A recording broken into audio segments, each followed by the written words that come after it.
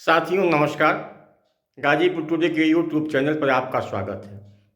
मैंने कल आपसे वादा किया था कि मैं प्रतिदिन की प्रमुख 5 खबरों का वीडियो आपके समक्ष प्रस्तुत करूंगा।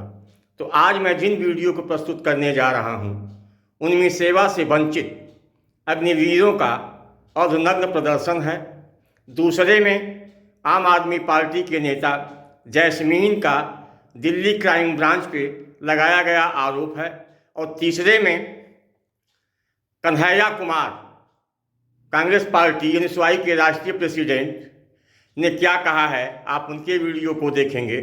चौथे वीडियो में राहुल गांधी जी जन संवाद करते हुए दिखाई दे रहे हैं, जिसमें आम आदमी अपने सवाल करता है और राहुल गांधी अपने भारत जोड़ो न्याय यात्रा के दौरान जवाब देते हुए दिखाई दे रहे हैं। और 5वें वीडियो में आप देखेंगे भारत के प्रधानमंत्री नरेंद्र मोदी जी मां कामाख्या कॉरिडोर का शुभारंभ करते हुए जनता को संबोधित करते हुए क्या कह रहे हैं। हाँ, आपसे निवेदन है कि यदि आपने गाजीपुर टुडे के यूट्यूब चैनल को सब्सक्राइब नहीं किया है तो आज ही सब्सक्राइब करें और बेल आइकन को दबावें। और जो टीवी चैनल खबर आपको नहीं दिखाएंगे, हम उन्हें दिखाने का प्रयास करेंगे। धन्यवाद। आगे की खबरों में आप वीडियो को देखें। धन्यवाद।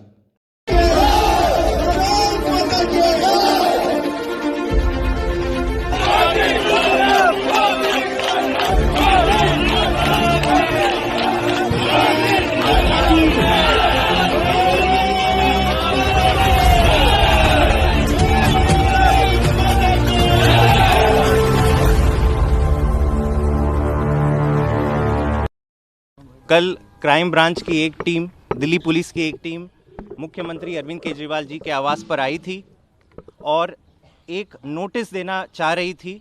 5 घंटों तक उन्होंने सड़क पर इंतज़ार किया और आखिर में ये नोटिस सीएम दफ्तर के किसी स्टाफ को देके गए। ये नोटिस की कॉपी मेरे पास है। ये है नोटिस की वो कॉपी। ना इसमें कोई एफआईआर का जिक्र है, ना तो ये समन्स है, ना ये कोई प्रिलिमिनरी इंक्वायरी है, ना इसमें कोई सीआरपीसी की धारा का मेंशन है, ना आईपीसी की धारा का मेंशन है। केवल और केवल वाइट पेपर पे ये एक खत है। क्राइम ब्रांच की तरफ से ये अरविंद केजरीवाल को केवल एक खत है। और एक खत को सौंपने के लिए दुख होता है कि एक खत को सौंपने के लिए भाजपा ने दिल्ली पुलिस के एक सीनियर अफसर को 5 घंटे तक नौटंकी कराने के लिए मुख्यमंत्री आवास के घर के बाहर सड़क पे नचाया। बहुत दुख होता है, हमें हमारी सहानुभूति है इस अफसर से कि उनको ये काम करने पे मजबूर किया। आप खुद सोचिए, ये केवल और केवल एक खत है। हर दिन अगर आप देखो तो किसी के भी घर अमेज़ॉन, फ्लिपकार्ट के डिलीवरी बॉयज़ आते हैं, कुछ देके जाते हैं, कोई खत आता है, पोस्टमैन आता है, चिट्ठी देके जाता है। हर मंत्री के घर के बाहर या हर मुख्यमंत्री के घर पे एक डाक ऑफिस होती है जो ये खत रिसीव करती है। तो ये क्यों हुआ कि क्राइम ब्रांच के एक सीनियर अफसर को भाजपा के कहने पर 5 घंटे तक केवल और केवल यही गुजारिश करने के लिए कि नहीं मैं दूंगा तो मुख्यमंत्री के हाथ में दूंगा ये खत, जिसका कोई लीगल बेसिस नहीं था। मुझे दुख होता है क्राइम ब्रांच के इस अफसर पर कि जब उसने नौकरी ज्वाइन करी थी तब क्या सोचा होगा कि मैं क्राइम को ख़त्म करने के लिए नौकरी में आया हूँ। दिल्ली जैसी राजधानी में अगर मुझे क्राइम ब्रांच में ऑफिसर बनाया गया है तो मैं अपहरण के केसेस सॉल्व करने के लिए आया हूं, महिला सुरक्षा पहुंचाने के लिए आया हूं, बड़े बड़े क्राइम सॉल्व करने के लिए आया हूं, ना कि मुख्यमंत्री घर के बाहर भांगड़ा और नौटंकी करने के लिए 5 घंटे तक बीजेपी के इशारे पे खड़ा रहूंगा। और उसके बाद भी जो उन्होंने किया वही हुआ कि सीएम ऑफिस के किसी अफसर को वो चिट्ठी देके गए। आज भी आतिशी जी जो मंत्री हैं हमारी दिल्ली सरकार में, क्राइम ब्रांच के अफसर वहां पे भी पहुंच गए, वहां पे भी जिद पे अड़े हुए हैं कि नहीं हमें खत देना है लेकिन मंत्री के हाथ में देना है। तो क्या दिल्ली सरकार के सारे मंत्री और मुख्यमंत्री केवल अपने घर पे रहें और हर डाक, हर चिट्ठी, हर पिज्जा डिलीवरी, हर अमेजॉन, हर फ्लिपकार्ट की डिलीवरी खुद पर्सनली रहे? दुख होता है। आज इस मामले पे विस्तृत प्रेस कॉन्फ्रेंस आतिशी जी और मैं 3 बजे करेंगे आम आदमी पार्टी के दफ्तर पे। Thank you. वो ये चीज कह रहे हैं कि जो आरोप लगाए गए हैं उसके तथ्य आप दे दीजिए, एविडेंस देंगे आप? जरूर देंगे। उनके नाम बता दीजिए। जो ये हमें आज एक खत मिला है, जैसे मैंने कहा, इसमें ना कोई एफआईआर का जिक्र है, ना कोई समन्स है, ना कोई प्रिलिमिनरी इंक्वायरी है, ना सीआरपीसी की धारा या ना आईपीसी की धारा का जिक्र है। तो ये थोड़ा एक विचित्र सा पत्र लिखा है, लेकिन ये पत्र जो कि लिखा है हम इसका उत्तर देंगे, जो जो सवाल पूछे गए उनका भी उत्तर देंगे। लेकिन मेरा ये पॉइंट है कि आज दुख होता है कि भाजपा ने दिल्ली पुलिस के सीनियर अधिकारियों की क्या हालत बना दी है। उनको 5-5 घंटे क्राइम सॉल्व करने पे नहीं लगा रहे हैं। आजकल इतने अपहरण हो रहे हैं, महिला सुरक्षा से लेके महिलाओं के दुष्कर्म से लेके इतने बड़े बड़े केसेस होते हैं दिल्ली में, गैंग वॉर्स हो रहे हैं, लेकिन बड़े बड़े अफसर 5-5 घंटे 6-6 घंटे मंत्रियों के घर के बाहर खड़े रहते हैं और केवल नौटंकी करने के लिए एक पत्र हाथ में लेके खड़े होते हैं। अब आप झारखंड में भी देख लीजिए कि, और सिर्फ झारखंड की बात नहीं है, आप किसी भी स्टेट में चले जाइए, बीजेपी का एकमात्र काम है कैसे एक ही समाज को आपस में लड़ा दिया जाए, कैसे जो है उनके बीच में अंतर्विरोध पैदा कर दिया जाए। और झारखंड के लोग जब आपस में लड़ने लगेंगे तो झारखंड का खान खदान, फैक्ट्री, खेत, एयरपोर्ट, रेलवे सब अपने दोस्त को बेच दिया जाए। ये मॉडल हम लोगों को समझना पड़ेगा और इस मॉडल के चलते लगातार अन्याय हो रहे हैं। अगर आप किसान की बात करेंगे, किसान आत्महत्या कर रहे हैं, एक साल में 12,000 से ज्यादा किसान आत्महत्या कर रहे हैं, नौजवान आत्महत्या कर रहे हैं, आए दिन महिलाओं के ऊपर अत्याचार हो रहा है, श्रमिकों के साथ अत्याचार हो रहा है। आप बताइए, आप सब लोग यहाँ बैठे हुए हैं, सरकार ने कानून बनाया, जब कांग्रेस की सरकार थी तो सरकार ने कानून बनाया कि 8 घंटा का काम करना पड़ेगा। 24 घंटा होता है, 8 घंटा काम का, 8 घंटा आराम का और 8 घंटा किसी चीज के सृजन करने का, सोचने का। मजदूर को भी हक है कि वो भी जो है टीवी देखे, समाचार सुने, कविता लिखे, कुछ बनाए, कुछ पढ़े, कुछ गढ़े। ये जो 8-8 घंटे का नियम बनाया था, कहीं ये नियम अब लागू हो रहा है? आप सब लोग मीडिया सेक्टर में ही हैं, बता दीजिए 8 घंटा काम करते हैं कि 8 घंटा से ज्यादा काम करते हैं? लेकिन आपको मजबूरी में काम क्यों करना पड़ता है? क्योंकि कानून को कमजोर किया जा रहा है। कानून को किस लिए कमजोर किया जा रहा है? मालिकों के पक्ष में। और मालिकों के पक्ष में क्यों कमजोर किया जाता है? क्योंकि मालिक चंदा दे रहे हैं सरकार को। इसीलिए सरकार आज आम लोगों के साथ अन्याय कर रही है। इसीलिए भारत जोड़ो न्याय यात्रा भारत जोड़ो यात्रा का ही एक्सटेंशन है। भारत जोड़ो यात्रा में राहुल जी बार बार बोले कि हम नफरत के बाजार में मोहब्बत की दुकान खोलने चले, और जब वो लोगों से मिले तो ऐसा महसूस हुआ कि हर वर्ग के साथ अन्याय हो रहा है, हर वर्ग के साथ, चाहे वो युवा हो, किसान हो, मजदूर हो, महिला हो, सबके साथ अन्याय हो रहा है। और इस अन्याय के खिलाफ न्याय की स्थापना बहुत जरूरी है और इस न्याय के लिए ही भारत जोड़ो न्याय यात्रा चली है।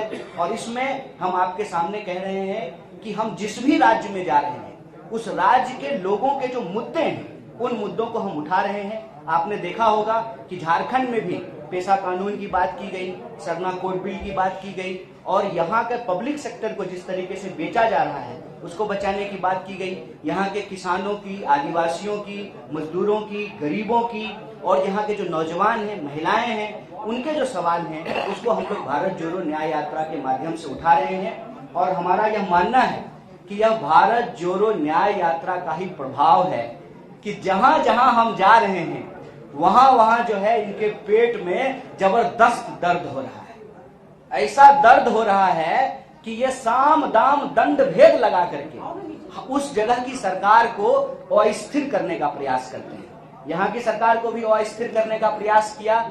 लेकिन मैं आप सबको एक बात कह देना चाहता हूं कि चाहे ये जितनी भी ताकत लगा लें, भारत जोड़ो न्याय यात्रा न्याय की पुनर्स्थापना किए बिना रुकने वाली नहीं है।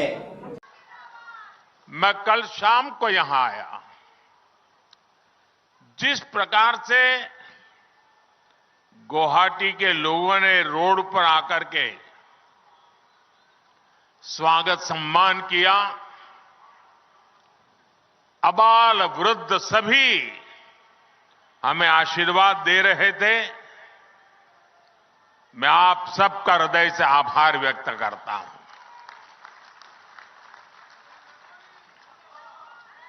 मैंने टीवी पर देखा कि आप लोगों ने लाखों दीप जलाए।